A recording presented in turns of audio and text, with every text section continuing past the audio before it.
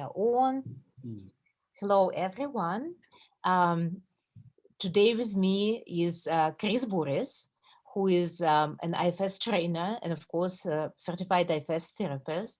And Chris very graciously agreed to answer some questions about IFS and his journey. So, Chris, can you tell us a little bit about yourself as an IFS therapist, IFS trainer, and kind of about your journey with the model? Yeah, thanks for having me, Rena. And so, yeah, I've been a trainer for about 20 years. And uh, and I use IFS exclusively pretty much. I'm trained in other trauma models. So I've been a trauma therapist my whole career, within a couple of months of starting working in an agency, had a lot of people that had abuse, some type of sexual or physical abuse, and so I started learning about trauma and working with trauma.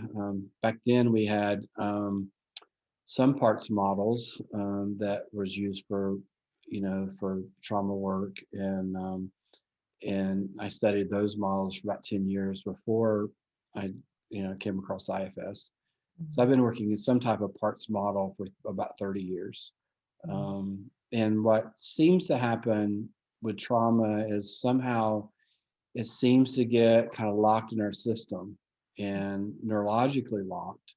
And we have to process through that. And these parts of ourselves gets locked in time and space. And so we have to experientially sort of help people process through that trauma. And IFS and other parts model seems to really help us relate to those aspects of ourselves that gets locked in time in a way that helps retrieve that, heal that, and unload the traumatic activation in the body, mind and body.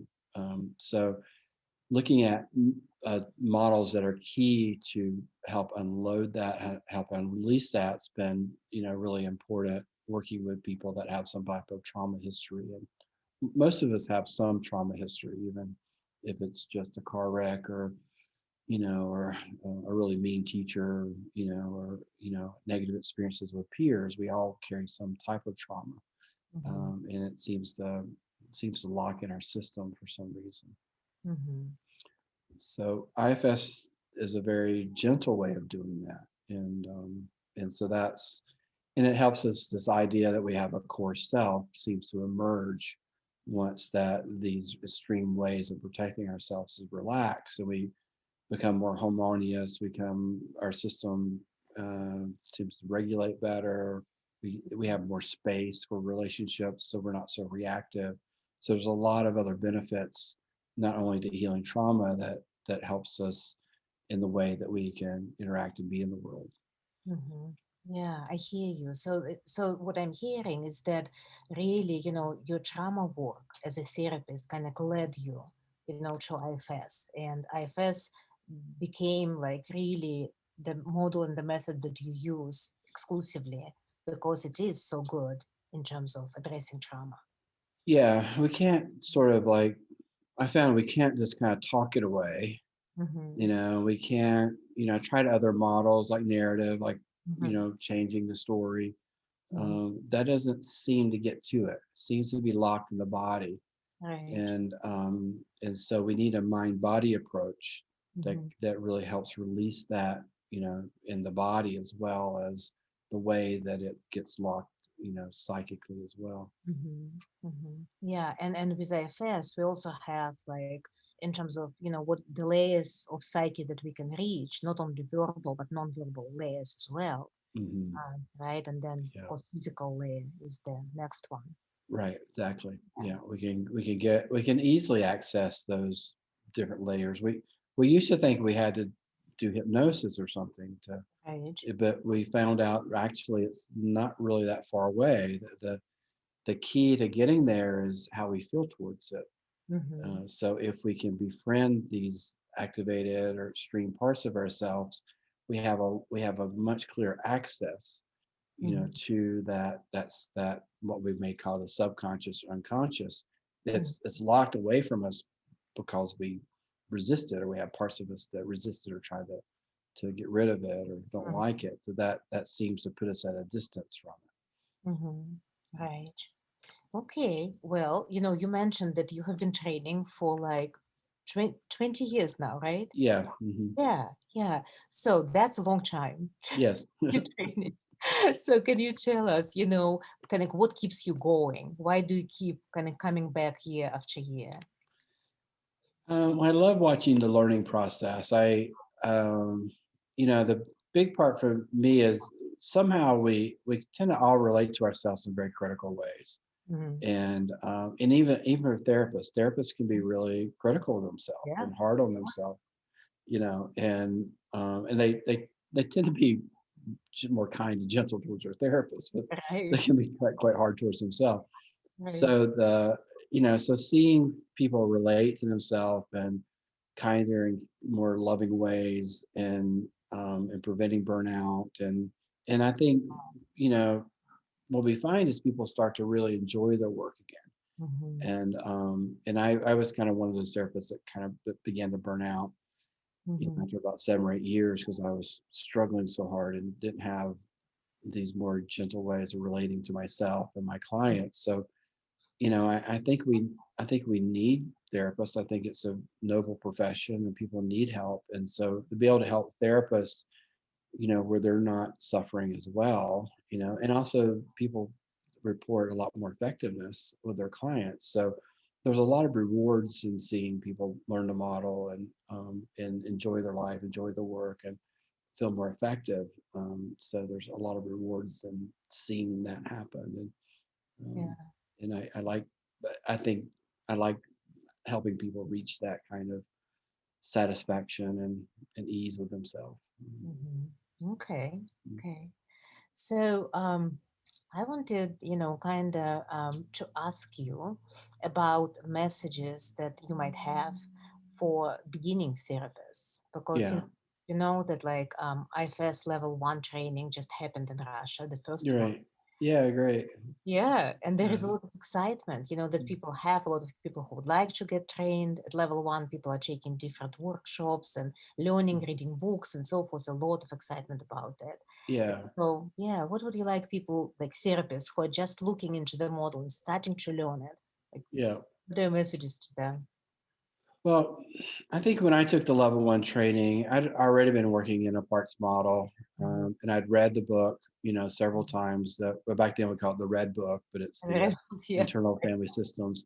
yeah. And it's a very well written book, and I don't know if that's translated in Russian, Mhm. but Yep.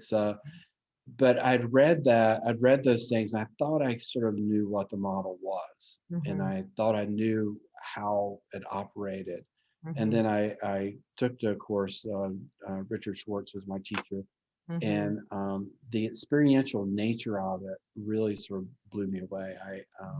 I couldn't quite grasp, what we refer to as this sort of this process of healing. That I had a lot of ideas that it was up to me, that I was creating this healing experience for people, and if I did it right, then Mm-hmm. I could create this for everybody. And that's kind of, I was studied Ericksonian hypnosis before, and that's Mm-hmm. kind of what you learn in hypnosis. You create sort of this experience for people. And if Mm-hmm. you do it right with all the right ingredients, people sort of walk away better. So I had this sort of idea that I was creating this for people, and when you start with level one, what you learn is that really the client's process, the client's system is doing their own healing, and Mm-hmm. you're creating the environment that supports that unfoldment. So Right.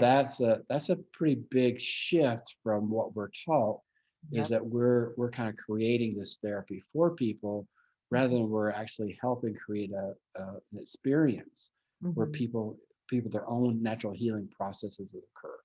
Mm-hmm. And so in the beginning, it was sort of like magic. It was like, okay, we're in the zone, and like, how did we get here? And and now, as you do it more and more, you know how to Mm-hmm. begin to help people get into that space with themselves where Mm-hmm. healing can occur. Mm-hmm. Um, so Yeah. so the beginning therapists, they work really hard. They Right. do this really long winded sort of great reflective listening, and and they do all this reframing, and they find a way for them. They work so hard in the beginning and they don't know that we're really creating this environment for natural healing processes to occur. So a lot of times they have to learn how not to work so hard and, Right. and find that between them and their clients. Mm-hmm. And so do you have like maybe a suggestion of how, therapists can develop more trust into the client's system, into the client's self. I know that for me, it was very hard, like Yeah. when I came to level 1, I also read the book and all of that. And I had all kinds of ideas, and my therapist's parts were working Hmm. very hard, Yeah. they wouldn't allow, they wouldn't step back. They didn't have trust, in the Yeah. client system. And so, and it's been quite a process for me to get Hmm. where, like, I really get that, Yeah. maybe there are some like shortcuts or something. I sort of remember you working really hard, Irina, in Yeah. those early days. Yeah. Yeah. Mhm. Um, well, one of the things I like to remember that generally people have quite a lot of self energy, even though they may not have it towards themselves. Mhm. So if you ask someone to think of someone they love, or a child, or their pet, Mhm. they have quite a bit of compassion or kindness or tenderness towards other people. It's just difficult to reflect that back on ourselves. Mhm. So particularly when it's something that's causing us trouble inside. Mhm. So it's if I'm having anxiety that's uncomfortable, it's Mhm. hard for me to want to befriend that, and to get curious about it or be compassionate to the Mhm. part of me that might be afraid or scared.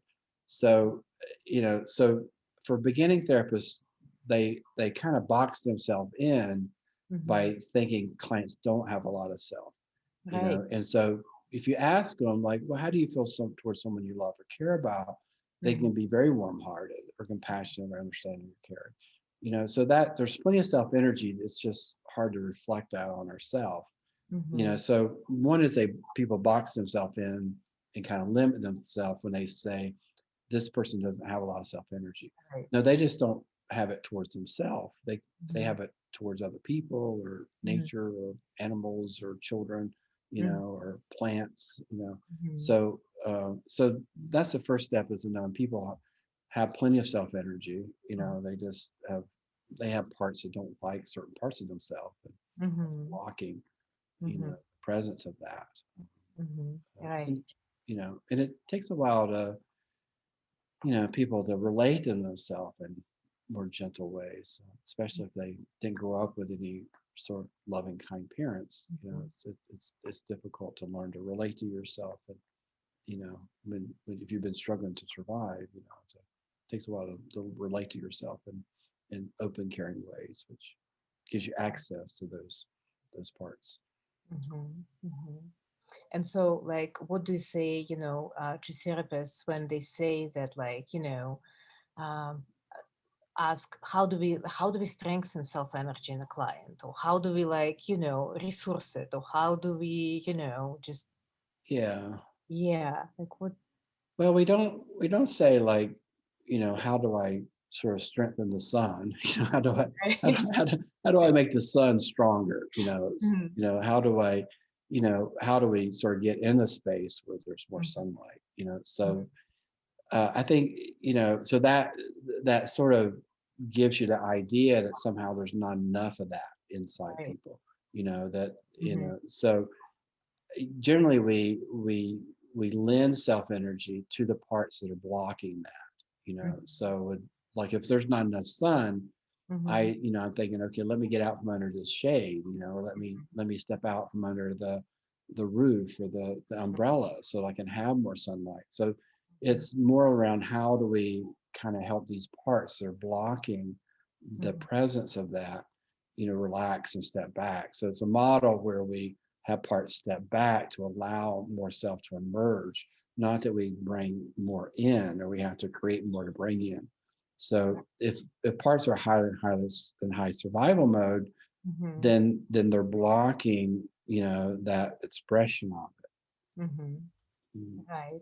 And so the idea is that, like, all of us have, not only all of us have self energy inside, that all of us have plenty and more than enough to support our own systems. Yeah. Once we get kind of access to it, and once we know how, to connect to that. Right. Yeah. Yeah. Yeah. And It may take a little, care from another person to kind of help it grow or help Right. it emerge stronger. But yeah, yeah. right. Exactly. But it's not, but I think the main difference here, maybe from some other approaches, is that we as therapists, we don't do anything to grow clients like self energy or strengthen it or anything like that. We Yeah. just support the process of, parts unblending and relaxing and forming relationship with self. Right. Yeah.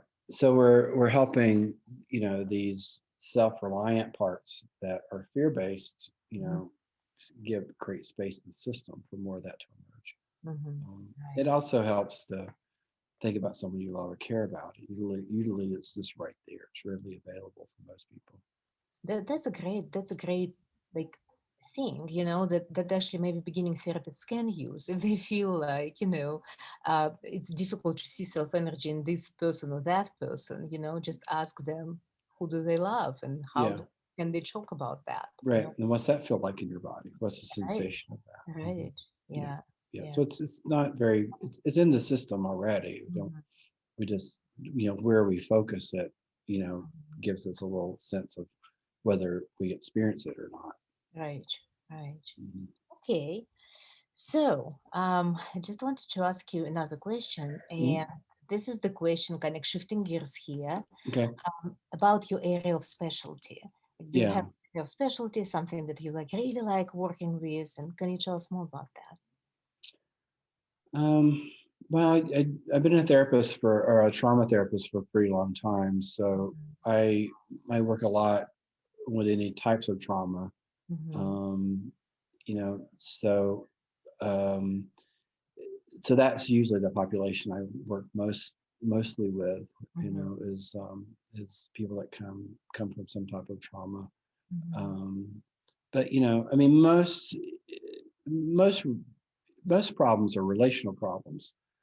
So Albert Adler likes to say that all problems are relational problems. So I mostly like working with relational problems. It's how we relate to ourselves, how we relate to other people, how we relate to our children, how do we relate to the environment. So we're looking a lot at as relationally, are we in good relationships with ourselves and with our environment, with our children, with our loved ones, with food or alcohol or so I think most of the time I'm focusing on how people are in relationship to things, and then how we are in relationship with ourselves shows a lot with how we relate to other people. So I would say I work with some type of relational type of issue or dynamic. And do you mostly work with individuals or couples or groups? Yeah, How do I do mostly work with individuals, and I work a lot with groups. I enjoy groups a lot, and as a trainer, the trainings are it's a big process group. It's it's 33 to 48 people, so it's a large group, and so I think group work allows a lot of universality of how parts show up in each other. It makes a lot of acceptance. It allows us to find people that trigger us, that bring up these areas where we transfer other people that harmed us onto other people or projections. So I think there's groups, it's a very lively milieu to work in. So I like doing group work, and I've done a lot of group work. I've got 4 groups right now that are either consultation groups or practice groups or therapy groups. So and that's for individuals as well. And I work some with couples. It's it's probably not my absolute favorite thing because it's couples, but I work more with groups and individuals. Okay, great. So just one more question that I have for you is a really open question. So anything that you would like to specifically maybe say to Russian audience, audience of this channel? Yeah. I don't know that my wife has been to Moscow and Petersburg, and I don't quite know. I don't know. I haven't been in the culture a whole lot. I have ideas about commitments to excellence, and commitments to sort of cutting edge technology, and a dedication to, some of my, favorite tennis players to be Russian. They could be really great tennis players. So, I think that I think they're going to like IFS. I think that there's a commitment towards excellence that I imagine is a part of the culture, and people want to, to really have access to the best tools they have, and so I think IFS has proven to be a really excellent model of psychotherapy. It's tested. We're in close to 27, 28 years. We've our waiting list now in the US is about 3,000 people for the waiting list. So I think the model, yeah, it's about 3,000 people trying to get, so the trainings are filling up within 15 minutes. Yeah. These days, we've gone to a lottery system to sort of to try to spread it out and allow more access, or easier access, or more fair access. So I think the model is tested long enough. It's researched, that I think could be considered cutting edge at this point, and effective, and user friendly. And so I think people love it. It saves people from burnout. They don't work as hard, and they benefit from the healing their clients go through. So I think people are going to love the model, and it's been around long enough now that it's a bit more tested, and less experiential. So yeah, I think that your people are going to sort of want to, get to know it, and the benefits for me, like I'm a consumer as well as a, provider. So whatever I provide for my clients, I've consumed myself. I've done EMDR, I've done SMAC experiencing, and I've done Gestalt. I worked with a Jungian therapist for a number of years. So it works for me in my system, and I feel much younger and more alive and more fun, and so I think as a consumer it worked well for me. So so if you have doubts about it, experience it first, and That's see right. if you want to learn it. Yeah, that's a great suggestion, Mm. because I definitely feel like I really got excited about IFS, once I started experiencing it, both in the training and then in my own individual therapy. That Yeah. the potential is just unbelievable. Yeah, I Yeah. think for me too. I think when I had a certain burdens I'd carried a lot in my life, and when I did some demos and was really free of that, I couldn't sort of quite imagine being as free and light. I was a pretty, pretty emotionally, you know, kind of heavy, energetic person. I'm much more light and free now, and so that's a lot has to do with the work of IFS and burdening to release some of that. So yeah, I feel younger at 55 than I did in my 40s or 30s. So Yeah. Well, I actually noticed this. I don't know if there is any credence to this. It's not research based or anything, but I really noticed that like a lot of people in the IFS community, a lot of IFS therapists, they look younger and they feel younger. It's like, yeah, how old are you? No, there is no way. It's very interesting. yeah, yeah. I think I feel much more. I was a pretty serious student, and I stopped playing sports and really worked most of the time. And I feel much more younger now, and I like to play a lot more. And and I still work pretty hard, but I play a lot more too. So so yeah, it brings those sort of that essential quality of play and fun and spirit, and it brings those back into our system. Yeah. Yeah. And our parts don't want to let us get away with not having some fun every day. So That's right. yeah, so, Are much more like, direct in their yeah, communication. Yeah. right. Yeah, and that's the other piece of the level ones tend to be a lot of fun. And Mm-hmm. that's one of the reasons I do them is they're also a lot of fun. Mm-hmm. And as a staff, we have a lot of fun with the Yeah. staff together. So Yeah. that's so that's another reason to do it is you get paid to have fun with people. So, Right. Yeah. so, No, I totally get that. yeah, Well, thank you so much for, great.